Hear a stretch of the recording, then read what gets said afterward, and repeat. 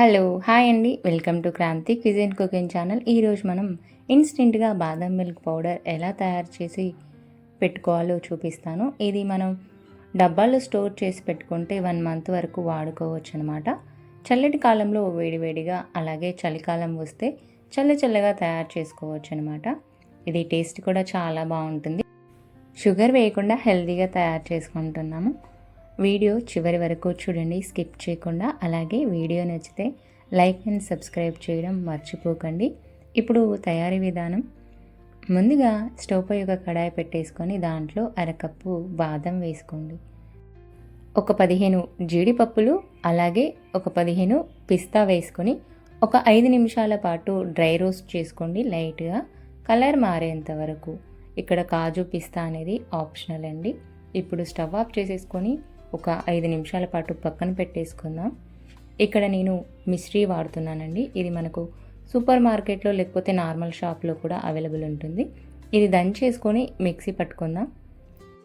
ఒక mixie jar తీసుకొని దాంట్లో 1 కప్పు మిశ్రీ పౌడర్, అలాగే వేగించుకున్న డ్రై ఫ్రూట్స్, ఒక 5-6 యాలకులు, ఒక పావు టీ స్పూన్ పసుపు కలర్ కోసం, ఒక పించ్ ఆఫ్ సాల్ట్ వేసుకొని వీటిని చక్కగా మిక్సీ పట్టేసుకుందామండి. పౌడర్ లాగా రావాలి.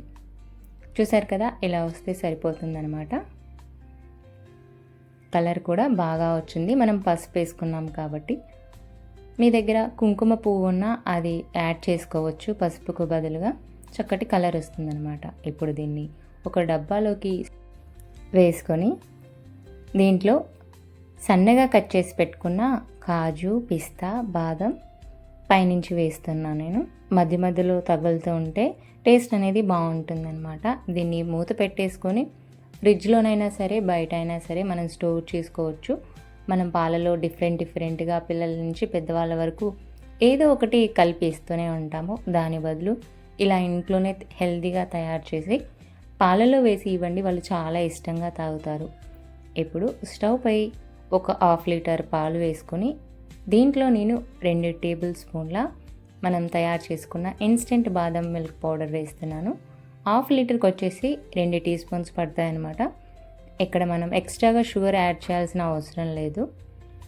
2 టీ స్పూన్లు సరిపోతాయి 1/2 లీటర్కి. ఇప్పుడు పౌడర్ వేసుకున్న తర్వాత కలిపేసుకొని ఒక 5 నిమిషాల పాటు మగ్గించుకోండి.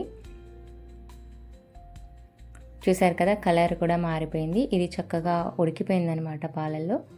ఇప్పుడు మనం స్టవ్ ఆఫ్ చేసేసుకొని గ్లాస్లోకి సర్వ్ చేసుకుంటే వేడిగా మన బాదం మిల్క్ రెడీ అయిపోయాయండి. ఇవే మీరు కావాలి అనుకుంటే ఫ్రిడ్జ్లో పెట్టేసుకొని చల్లగా తాగొచ్చు అనమాట. ఇప్పుడు మనం ఒక గ్లాస్లోకి సర్వ్ చేసుకుంటే వేడిగా మన బాదం మిల్క్ రెడీ అయిపోయాయండి. చూసారు కదా, ఈజీ అండ్ హెల్తీగా మనం బాదం మిల్క్ పౌడర్ ఎలా తయారు చేసి పెట్టుకోవాలో మీరు కూడా తప్పకుండా ట్రై చేయండి. వీడియో కనుక నచ్చినట్లయితే లైక్ చేయండి. ఇలాంటి మరెన్నో వీడియోల కోసం మన ఛానల్ని సబ్స్క్రైబ్ చేసుకోండి. ఖచ్చితంగా మీకు యూస్ఫుల్ ఉంటుంది. Thanks for watching. ఇంగ్రీడియంట్స్ డిస్క్రిప్షన్లో ఉన్నాయి, చెక్ చేయండి.